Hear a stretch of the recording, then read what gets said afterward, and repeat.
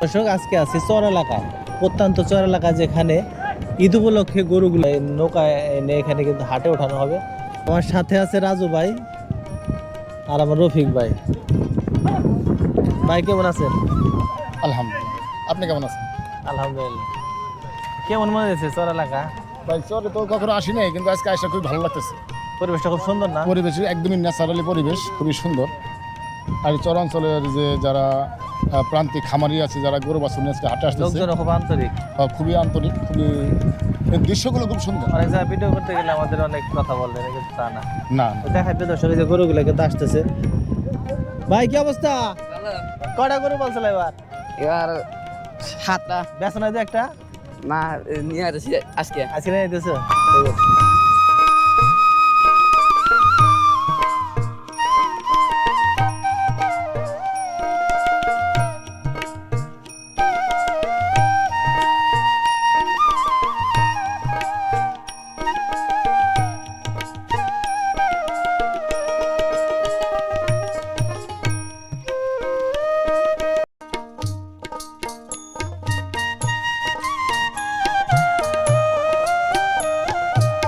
চরে থেকে যারা আসতেছে তাদের খেয়াটা কিন্তু ভিড়লো। এখন খেয়া দিয়ে লোকজন নেমে আসবে, গরুগুলো দেখাবো প্রিয় দর্শক।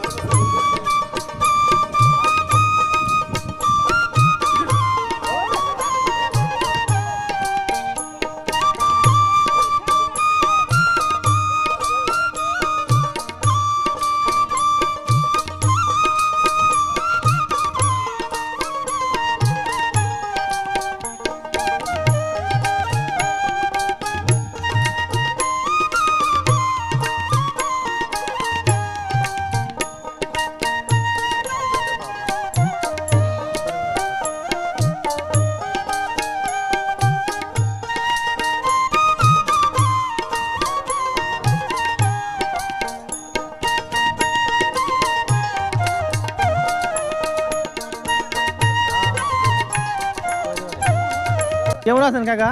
আল্লাহ দিলে ভালোই আছে। ভালো আছেন? কয়টা গরু পালছেন এবার? এবার একটাই চলছে। গরু আছে, গাভী গরু আছে, 8-10টা আছে। আপনি কোথা থেকে আসলেন?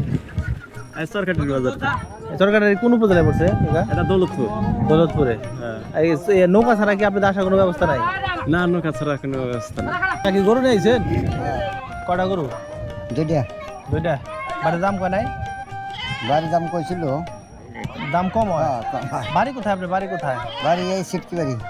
ওই যে চর? হ্যাঁ, এই চর এলাকা। ওই যে নৌকা ছাড়া কোনো ব্যবস্থা নেই আসার? না, নৌকা নৌকা আমরা আইতে গেছি, আইতে আসা যায় কোনো ব্রিজ নাই নদীতে? না।